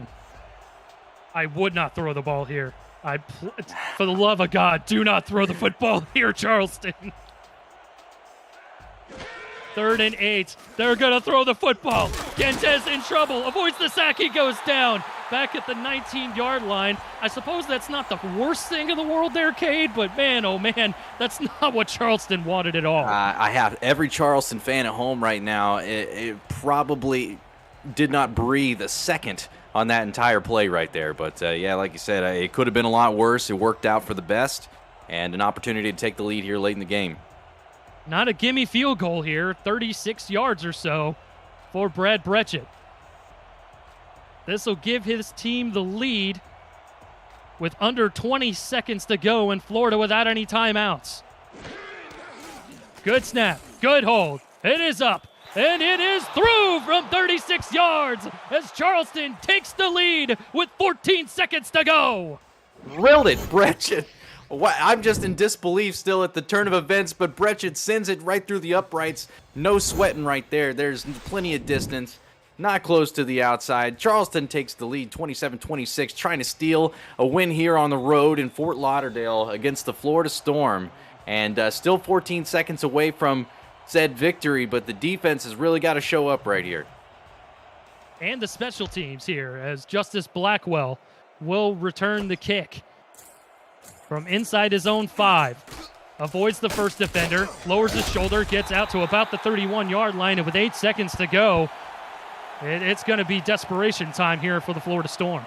Well, I mean, these guys have come up with, I believe, 5 sacks on the day so far, have the Charleston Predators. And, I mean, there's not much you can do here if you're Florida other than maybe try to get a quick one to the outside to get a little bit more yardage so that you can take a shot at the end zone. But too long standing in that pocket, Ron Cochran has not had success against this defensive line today.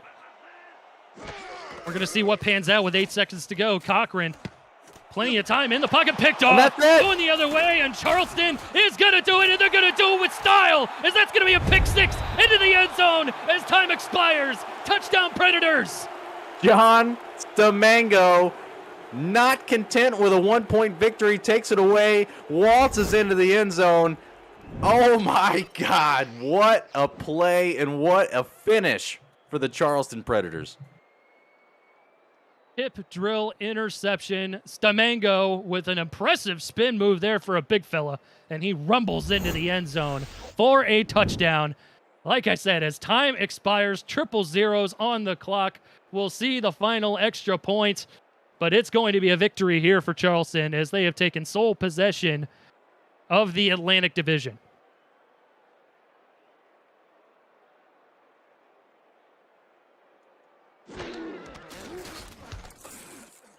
Extra point up and through, 34-26, your final score as the Charleston Predators get an impressive victory on the road against the Florida Storm here in the eye of the storm.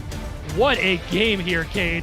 We'll get a final look at the final game stats and highlights, and we'll send you out to snowy Buffalo, New York for some bonus coverage. But man, we got to digest this just a little bit, my friend. Digest is a good word. This is something we're going to be thinking about for a bit. And you see the big number right there, the turnovers on the day, 4 picks for Charleston, something that they're able to overcome as Kentez John, after not playing the last year, being inactive, showing a little bit of rust early on, but showing some poise in the final couple drives of the game. Just a phenomenal job by Charleston and Kentez Johnson after some inactivity to get in there and make some plays. The turnovers were the story for the most part. The defense coming through for Charleston. 5 sacks on the game. That's probably one of the biggest reasons why they still had a chance towards the end there. Yep, 5 sacks on the game. You're absolutely right. 2 field goals that were made in the second half by Florida, one in the third quarter, one in the fourth. And it was looking very, very bleak at that point as both these teams just couldn't quite get offenses going. Florida had a 2-possession lead at that point, so they didn't really need to do much on offense. But Charleston flipped the game on its head in the fourth quarter, went down the football field, scored a touchdown, and then that final field goal to go ahead and put themselves up and just putting the nail in the coffin with that pick six. Oh, yeah, and nothing happens without the successful onside kick. Without that onside kick, this one is most likely over, and a great job by the Predators getting on top of that one. The Hands team bouncing off of all kinds of different guys, and they get on top of it and come up big with the final drive there, converting a 4th down in the process and coming up with the interception after giving the ball back to Florida. As you see right there, Stamengo, the big man, rumbles from the strong safety position into the end zone, and just what a fourth quarter for Charleston. What a game. We're not going to forget this one anytime soon. Absolutely not. Player of the game, Ken McCarro, 9 catches, 127 yards, and 2 touchdowns here this afternoon. For Kate Stevens, I'm Eric Benson. This has been a presentation of the Simulation Football League. Final score here in Florida is done, and we'll send you out to bonus coverage here in Buffalo, New York. Get a different personnel in there.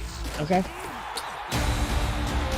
that catch made by Doug Spelling. He'll get the first down, stepping out of bounds at the 33-yard line.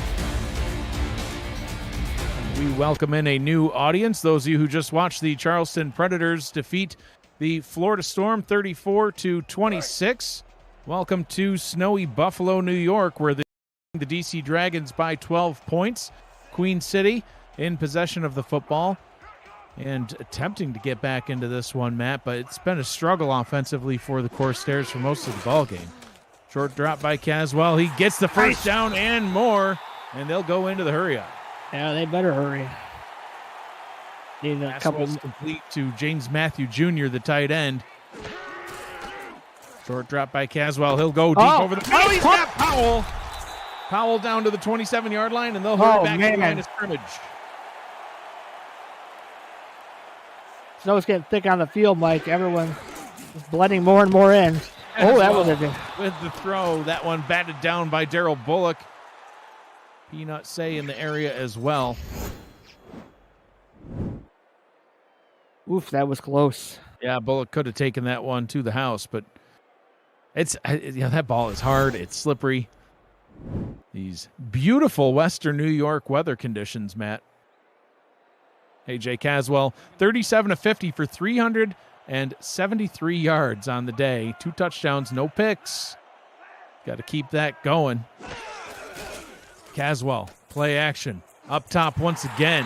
And that one is caught for a first down, stepping out of bounds at the 16, 2:20 to go in the ball game. Deezer Powell with another catch. Yeah, and they're close, so that's a great play, right? They get 8 yards, they got out of bounds, didn't take too much time off the clock, and now they're at around the 16-yard line. I mean, I take 2 more of those for a touchdown. Yeah. We'll see. Well, Caswell took advantage of a mismatch there with Deezer Powell in coverage. Or excuse me, Riley Cuse, the linebacker, in coverage against Deezer Powell. And just an offensive explosion on both sides of the ball is 420 yards for the Dragons, 425 so far for the Corsairs. Looking to add more on here. Caswell looks, fires across the middle. That one is caught. Doug Spelling catches it down at the 2. Audible, top of the screen out route. Go for it. Caswell, does he see it? He goes down to the left, or excuse me, the right-hand side, and that one is caught for a touchdown. Doug Spelling, back-to-back passes to Spelling, and 6 points added onto the board for the Corsairs. But, Matt, your reaction tells me you're not sure. Well, again, with the snow, Mike, it's hard to tell. It looked like one foot was out. I don't know. He might have had it. Are we going to see a challenge? Only one way to find out. Yeah? Nope, no challenge, Mike. No challenge Oh, indeed. boy. So Judah Dorgan on for the extra point. Try to make this a 5-point ball game. And then we will see an onside kick try. But even if they don't get the onside kick, it's not necessarily game over, as they still have all 3 timeouts. It's just going to be up to the defense. Extra point is up and good. I'm Mike Daggs. He's Matt Wilson. With us on stats, Gerald Smith, and also Damon Simeon. Our producer is Cameron Irvine. You're watching the Simulation Football League Saturday Showcase, presented by APM Music on Twitch, and also Next Level Sports. Onside kick coming up from Judah Dorgan. See if they can get the ball back. Kick bounces up and not fielded cleanly. The ball is all over the place. It looks like it was recovered by the... I can't even tell. Did Queen City get... Oh, my God, did they get it? It's hard to see. It looks like they're celebrating. And, no, the defense is on the field for Queen City. So hard to tell in that mass of humanity, Matt. Mike, the key thing is, though, it's not the 2-minute warning yet, so there's technically 4 timeouts for the Corsairs. Right. 4 clock stoppages, and I expect to see a heavy dose of Kevin Say as he gets his first carry there. And that will bring us to the 2-minute warning. 1 minute, 59 seconds to go in the ball game. We'll keep right on a rolling so we can see the exciting finish of this one. 2nd down and 6. 3 more chances to stop the clock, Matt. It's imperative for this defense to not allow a first down. Yeah, and you're dealing with the most dangerous back in the SFL. It's going to be tough, but that's what the Corsairs are looking at right now. Synergy hands it off to Say. Say ducks past the first tackler, does not get the first down, and Queen City will burn their timeout. But, Matt, a 3rd down and inches. Yeah. We have seen very few plays go for a loss from DC, especially running plays. That might have been worse than a first down, Mike. Honestly, yes, I agree, because if they had to burn their first timeout on first down, then, it would have given them one more opportunity. Now, if they do convert this 3rd down, they're going to be left with only 1 timeout remaining. Synergy under center, hands the ball off to Say. Say gets the first down easily up to the 29-yard line. Queen City will burn the timeout, but now with only 1 to go, Matt, they can't allow another first down or it is game over. Yeah, like I said, if the first down was probably better. So, but it is what it is. You got to try to, get Say on a spin, pop the ball loose, maybe, and recover it for your team. Say with no fumbles on the season, but we did see Jet 0 fumble one earlier that was negated by a penalty. Oh, no. Andre Krim jumps offside. Oh. A nice big punishing hit by Jared Crow. A rare tackle for a loss that they could have used earlier, but that is going to be all for naught as Andre Krim with his 2nd penalty in the ball game. That'll set up the Dragons with a 1st down and 5 from the 24-yard line. The clock will remain stopped because the penalty happened with the time stopped on the clock ahead of time, so no extra time will take off the clock. They're going to need another TFL, Mike. 1st and 5 with Kevin Say. Oh. Yeah, Kevin Say coming into today's ball game, 6.3 yards per carry on average, so he's averaging more than he needs here. Does the math work out on this? Victory formation, no. If they kneel this ball down, they can still stop the clock. If they don't get another first down, the best that the Dragons can do is kick a field goal and make it an 8-point ball game, but the Corsairs will still get, they're not going to have much time, but they would still have some. So interesting strategy by the Dragons as they will kneel this one down as well.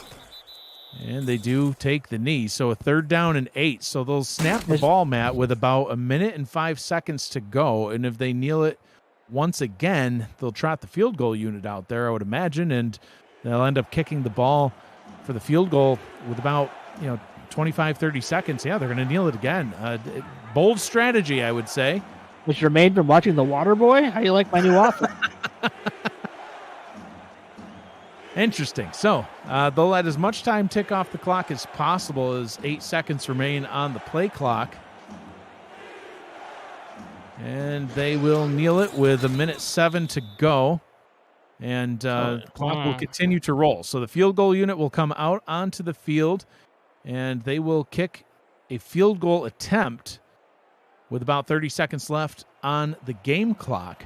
And then Queen City will get one final shot at it. And, another interesting part about this strategy, Matt, we've seen kickers slip here in the snow in Buffalo. And if it's blocked or even no good, decent starting field position and no more time off the clock for the Corsairs. So big field goal try coming up right here. This one from about 46 yards. 29 seconds on the game clock as the kick is away, and it is good. From 46 yards out, 38-30. The Dragons have the lead over the Corsairs. But, Matt, we've seen crazy finishes from the Queen City Corsairs earlier on this season. Yes, we have. They had a back-and-forth game earlier on. I believe it was the one against Fort Worth where they had a last-second touchdown, in the final waning moments of the game to come away with the win. They won that one 26-22. So here we go once again. Yeah, kickoff return first. See how that goes. Christopher Ochoa standing back in his own end zone. I'm winding up the pipes, Mike. Ochoa takes it from the goal line. Turns it up to only the 22-yard line. So 21 seconds to go. They need a touchdown. They need a 2-point conversion. And that's just to tie it. We'll see what he can do. A.J. Caswell, 40 completions so far on the day on 54 pass attempts. He's got 400 yards, 3 touchdowns, no picks. If anyone can do it, Caswell can. 4 wide receivers out on the field. They need play action. They need that play action bomb. Caswell, quick pass down to the bottom. That was caught and out of bounds. That's one way to do it, but, Matt, it's not going to be enough. They're going to have to go deeper. James Matthew Jr. with the catch. 18 seconds to go. Yeah, if there was, 2 minutes left on the clock, I mean, it's a little bit better. 18 seconds now, you got to go to your biggest, baddest pass.